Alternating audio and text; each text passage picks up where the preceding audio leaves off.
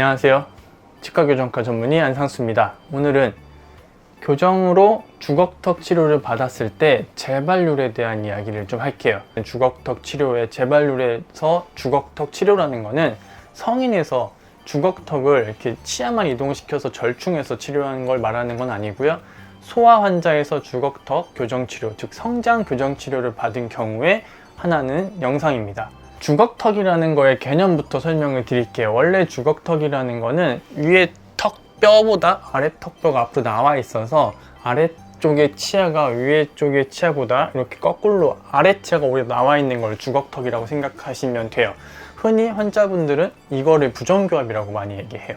그러니까 부정교합이라는 거의 정의는, 부정교합은 치아가 삐뚤삐뚤한 것도 부정교합, 아래턱이 작은 것도 부정교합, 정상교합이 아닌 모든 거는 다 부정교합인데 그냥 흔히 주걱턱을 부정교합이라고 말씀하시는 분들이 많은 것 같아요.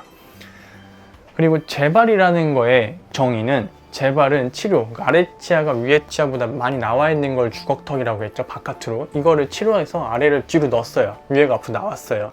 이게 주걱턱 치료를 된 건데 다시 이 현상이 나타나는 거를 재발이라고 보시면 돼요. 주걱턱 치료를 받았는데 재발이 되는 거에 대한 이야기를 할게요.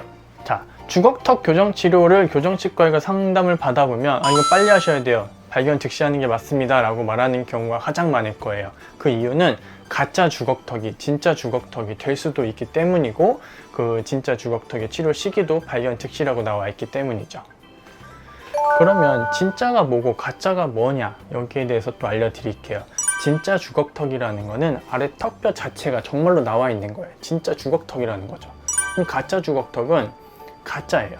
아래 턱은 정상이에요. 심지어 아래 턱이 정상보다 작은 경우도 있는데 치아만 거꾸로 물리는 겁니다. 치아가 나오면서 어떠한 영향을 받아서 환경적인 것 때문에 거꾸로 물리게 돼서 그거를 주걱턱이라고 알고 오셨는데, 분석을 해보면 진짜 주걱턱은 아니고 가짜 주걱턱이라는 거죠.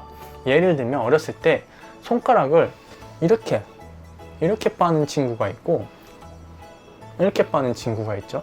보통 이렇게 빠는 친구들이 가짜 주걱턱이 될 확률이 높아요. 치아가 아래가 밖으로 나올 수 있는 확률이 늘어나는 거죠.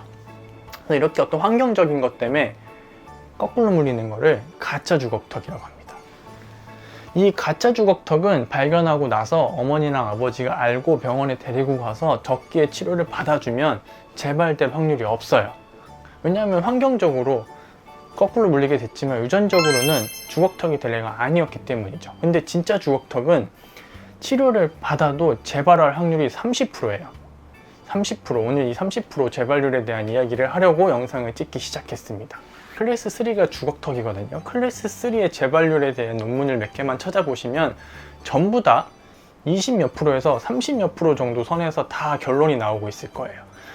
그래서 대충 이해하기 쉽게 30%라고 제가 설명을 드리는 거고, 이 논문을 좀 자세하게 혹시 찾아볼 수 있는 분이라면 좀 아이의 골격적 패턴, 그러니까 얼굴이 뭐 긴 아이냐 짧은 아이냐에 따라서 확률이 좀 다르기는 해요. 하지만 대충 30%라고 보면 돼요. 30%에서 재발이 난다는 건 뭐냐면, 그 거꾸로 물려서 병원에 왔잖아요. 그래서 주걱턱 치료를 받아요.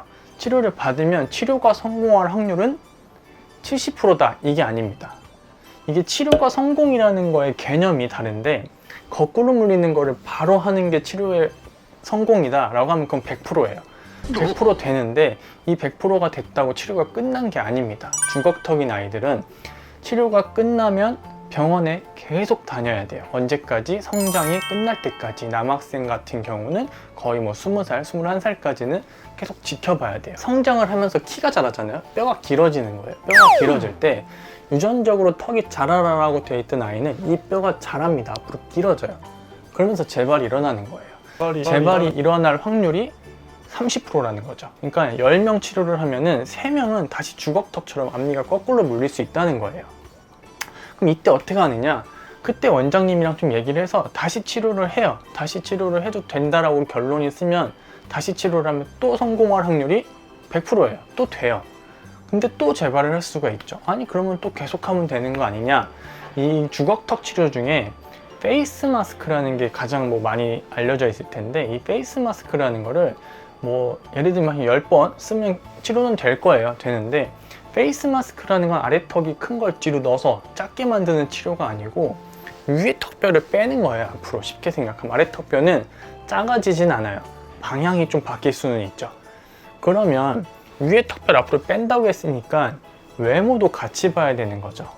그러면 이게 한 번 치료했을 때는 괜찮은데 이 동양권, 저희 한국에서는 대부분의 클래스 3 주걱턱 아이들은 또 여기가 살짝 나와 있어요, 입술이. 여기서 페이스 마스크를 한 번 정도까지는 괜찮은데 뭐 2번 이상 쓰게 되면은 골격 구조가 이만큼이 나와요, 앞으로 이렇게. 예쁘지가 않아지죠. 그러면 이거를 치아를 맞춘다고 꼭 페이스 마스크를 여러 번 쓰는 게 당연히 좋진 않습니다. 그래서 오늘은 그 주걱턱 치료의 재발률에 대해서 알려드렸는데 이렇게 생각을 드실 거예요. 여기까지 보시는 게 어머니 아버지들은 아니 무슨 치료가 30%의 재발률이 있냐, 이게 무슨 치료냐, 이렇게 생각을 하시면 그냥 치료를 하지 마세요. 하지 마시고 그냥 성인이 될 때까지 스트레스 안 받고 그냥 놔두시다가 성장이 거의 끝나갈 때쯤, 고등학교쯤 됐을 때 진단을 받아보시고 그때 준비를 해서 양악수술을 하는 것도 치료 방법 중에 하나예요. 뭐가 맞는 건 아닙니다. 그 원장님이랑 상의를 해보고 아이의 치료 방법이 이런 것도 있고 저런 것도 있다고 설명을 들으신 다음에 치료를 어렸을 때부터 하고 계속 관리를 받는 것도 괜찮고요. 스트레스 안 받고 쭉 기다린 다음에 성장이 끝날 때쯤에 한 번에 양악수술을 하는 것도 괜찮은 치료 방법이에요. 오늘은 주걱턱 교정 치료에 대해서 알려드렸고 거기에 대한 재발률을 좀 알려드렸습니다. 그러니까 주걱턱 교정 치료를 받을 때는 앞니가 개선이 됐다고 치료가 끝난 거 아니에요. 꼭 치료를 하신다 결정을 하셨으면 성장이 끝날 때까지 치료를 받는다고 보시는 게 맞습니다. 오늘은 주걱턱 얘기를 좀 해드렸고요. 또 궁금한 거 댓글 달아주시면 최대한 자세하게 알려드릴게요. 감사합니다.